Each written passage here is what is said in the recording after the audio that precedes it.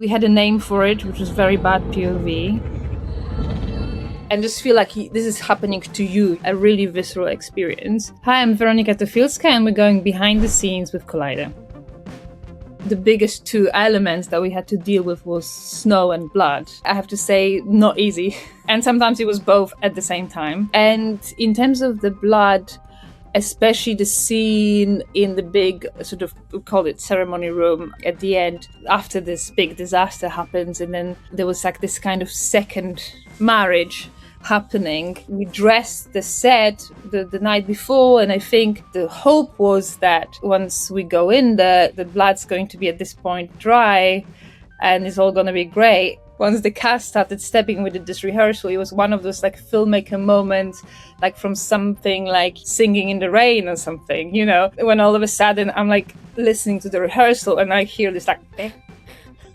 To be honest, to their credit, they like all tried so hard to ignore it and just like continue with the rehearsal. But at some point, I just had to be like, okay, sorry, but this is not going to work. We need to like clean this up. They have to have a path forward. Things that you kind of can't really anticipate until you do it. You know, there's so many things like that. Even if you have multiple meetings about blood and snow, at the end of the day, these are the physical things that are sometimes are kind of the trickiest.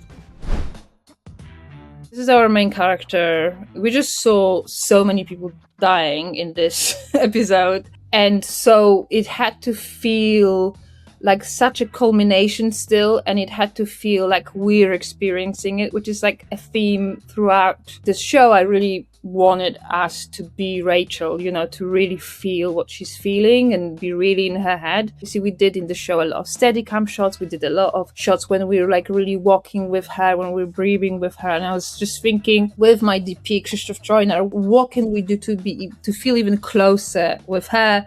And also, what can we do to really feel that sort of slight nightmarish, unreal sort of feeling that someone might experience when they're having a panic attack, or whether really it's almost like out of body experience. And then we experimented with that a little bit on Baby Reindeer in episode 4 during the LSD trips. We had a sort of POV rig for the hands, and even then I think we were thinking at some point about a body rig, but we kind of didn't do it then. For this show we were sort of started to research and look at examples and start to test how would that kind of body rig work. And we kind of had this circular one that can go around as well, so it allows you to actually enter the atrium and continue the shot and experience like the falling snow and everything. And then also that there was another rig for her fall, which again had to be synchronized, the camera movement synchronized with her falling. We just really wanted to be with her and just feel like this is happening to you, you know, it's a sort of a really visceral experience. Once she loses consciousness, that was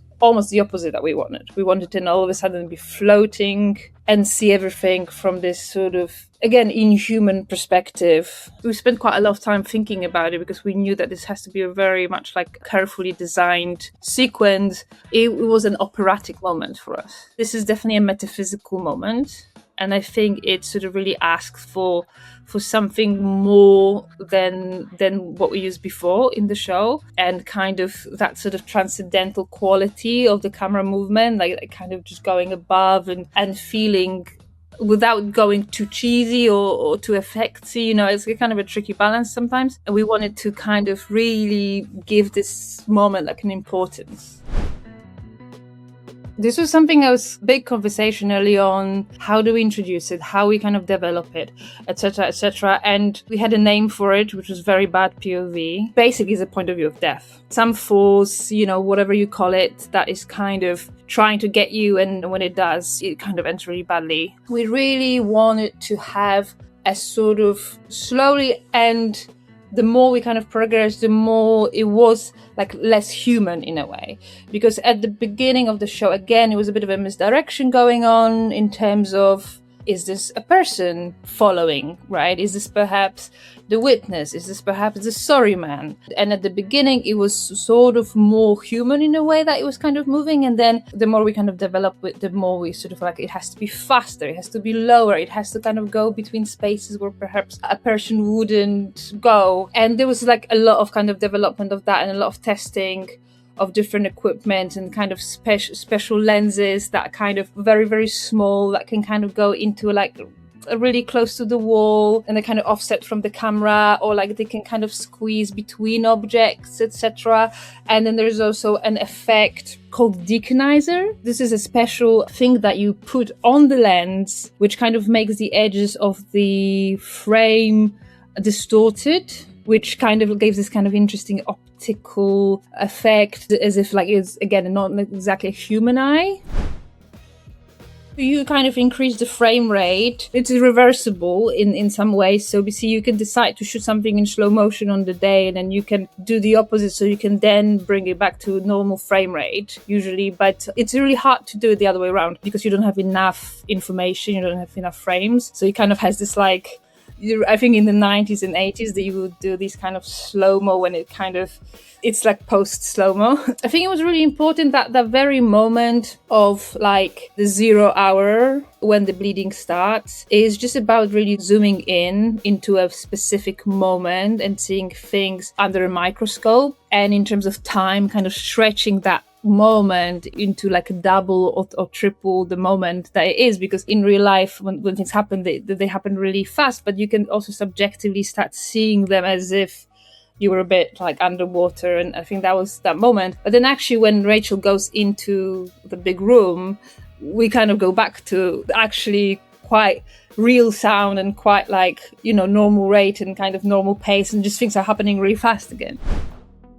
It was really important to us when we were talking about like the overall arc of the show, because I did episodes 1 and 2, and then I did 7 and 8, and the two great directors, Axel Karolin and Lisa Brulman, who did the middle episodes. But I was also an executive producer on the show, and it was really important to me and Hayley, the showrunner, that there is a sort of an arc, a visual arc over the whole season. There to be like a real big contrast between episode 1 and episode 8. And obviously in episode 1, it's all about the sort of slow build of atmosphere, shots that are kind of taking their time in terms of arriving, and camera that is mostly smooth. There is some Steadicam, but there's also dolly, and we really wanted the finale to just feel like a complete kind of eruption of emotion and chaos, and there's just so much happening in that episode, and we just really wanted that kind of feeling of like being in this sort of like almost frantic space. The contrast between the ceremony itself, this like beautiful room, and it's all very symmetrical, and she walks perfectly in the middle down the aisle, framed by the triangular window, and everyone is so ready for it to all kind of go very like according to plan. Even she is at this point as well, and then obviously Nikki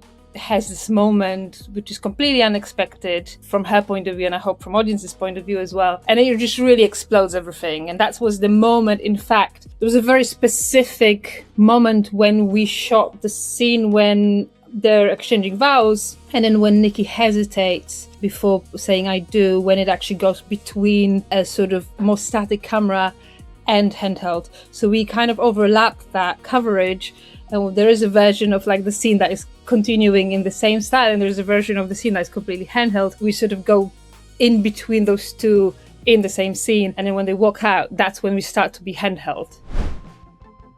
It's a series of conversation going back to pre-production and talking about the script. And when you get to the episode 8, you know, you really want to be in the situation when you're not now asking the big questions anymore. They live with these characters for months at this point, and they kind of know like the sort of insights of these characters. And now it's really about the sort of distribution of energy. It's about kind of shaping the scene in a certain ways and kind of doing it together. I remember we were in this room for quite a while, and at this point we had such a good kind of level of comfort with each other. They knew each other so well by that point. It was really pretty smooth. It was kind of a little bit like a nice, to sound so pretentious, but like jazz session in a way, because we kind of kept it to the script most of the time. There was definitely moments of like surprise when they're so good with kind of intuitive reacting to each other, listening, hearing each other. It makes the director's job really easy in some ways, but it's all about kind of, you know, not going to a 10, you know, in a second scene of the argument when we have several.